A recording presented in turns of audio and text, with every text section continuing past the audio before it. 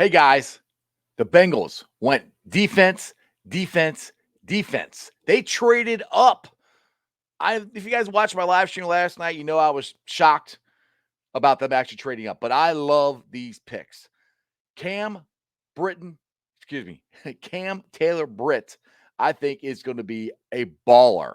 I love his versatility. I love his answer. If you guys did not see it, I tweeted it out and I put up the little clip I got from James Rapine on All Bengals. He's got the whole interview on his show. You guys can go check it out. I got a little small clip of how excited he is to be a Cincinnati Bengal and how excited he is to go up against Jamar Chase and T. Higgins every single day. The question was from Dan Horde. The clip is from Cincinnati Bengals Talk and James Rapine. Check this out. Practicing against Jamar Chase and T. Higgins. That was the first thing I thought about. I can't wait. Honestly, man, like I said, like Coach said, I bring the juice at practice, and it's just like the game. And you feel me? Like just going against those top receivers like that and just helping my game so much to where, guarding other receivers won't be as hard. I can't wait to get out there and, actually, get to practice in one-on-ones with those guys. That's awesome. That is absolutely. I am fired up listening to him. He wants to compete. He was ready to run a race, see who's faster. It was an awesome interview. I am so excited to see him. I think the Bengals have done a phenomenal job in this draft so far. Let's you get the Jeff Hobson's article here from CincinnatiBengals.com. Now he says the beginning of the article is hard-nosed Taylor-Britt fits Bengals culture. And just by that interview alone, the competition, the attitude, the hard-nosed tackling ability, I love it. Here you go. After pre-draft visit to Paul Brown Stadium to meet the Bengals coaches a few weeks ago, Nebraska's quarterback Cam Taylor-Britt came away thinking that he might wind up in Cincinnati. Taylor said, "It's crazy because I did." He said as he laughed with reporters on Friday nights via the conference call, which you can listen to the whole conference call. Like I said, James Rapine has it on All Bengals. Now, some more of the stuff that Jeff Hobson had here. Now, this is kind of cool because I think it's the first Cornhusker, I think, that Zach Taylor's got in the draft. And Zach Taylor, he's in the Nebraska Hall of Fame. Here's more of the story. And he was thrilled with former Cornhusker quarterback Zach Taylor, called to say that the Bengals were selecting him in the second round with the 60th pick overall. Britt says, "Honestly, I was so excited, I couldn't even say any words." Taylor-Britt said, "It was a dream come true. My visit there was amazing. Just to even get picked up by a team, and especially the Bengals, is surreal. And the fact that Coach Zach Taylor played at the great University of Nebraska makes it even better." This is what's cool. Guys are excited about coming to the Bengals. Well, it happens after you go to the Super Bowl and almost win. The Bengals have done such an amazing job in this offseason with fixing the offensive line, now addressing the secondary. Now, I'm ecstatic with the versatility that both these players give the Bengals. Now, moving on to the DN, Carter. Now, this one, if you guys watched the live stream last night, Dan wasn't as happy about getting Carter. But the more I've read about him, he sounds like a perfect guy for Lou Anarumo's defense. He's a tweener. He's versatile. Here's what Hobson has to say. The Bengals went after defense in the first 2 days of the NFL draft. The way their third round picks is a quarterback stalker. I'm always hunting, looking at it as a lion just hunting for his prey, said Florida defensive tackle Zachary Carter after the Bengals took him late Friday night with a 95th pick overall. "I've got to get to the quarterback. That's what changes games." I love that attitude, and that's one thing we have to have with this defense. We need to get guys who want to go after the quarterback. He's like a lion. He's a hunter. All right, here. I read that part here. Let's see. AFC champions tried to change more games by changing their approach just a bit when it comes to defense. When director of player personnel Duke Tobin traded up 3 spots, which I'm still shocked. Still shocked we traded up. I was for sure they weren't going to trade up. But they traded up 3 spots in the second round early Friday to secure Nebraska cornerback Taylor-Britt with the 60th pick.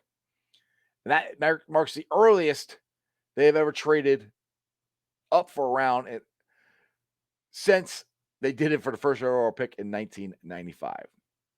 Now, let's get back to Carter. They took Carter and his 17 career sacks in 41 games.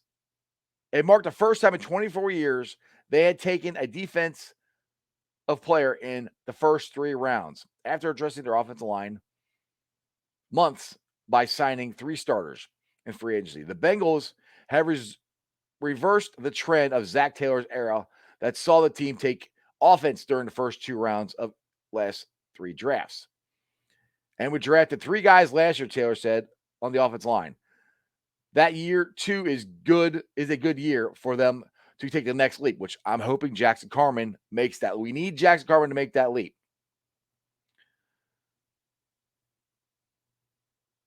Let's see here. All right. When 6 defensive ends, edge rushers, and 4 cornerbacks flew off the boards at the Bengals loomed at 63, Taylor-Britt looked to be one of the few cornerbacks left they had thought had a potential of eventually starting. Such a glare off the board spawned trades that cost them mere a 6th rounder, which is not bad. It cost them a 6th rounder to move up to get him. I think that's awesome. And like I said, now Lou Anarumo. This is him after talking to Carter. He's good inside, he's got some inside things and some defensive end stuff. He has moved around. I think he had 17 plus sacks in the SEC over the course of his career. So he's shown a knack to rush the passer at a high level. Again, he just brings us flexibility. Right there, that's the key word, flexibility. That's what Lou Anarumo likes in his defense. Like, let's put it this way. Just look at the playoffs where they stacked the box in Tennessee. And then in Kansas City the very next week, they dropped everybody back. That's what Lou wants to be able to do.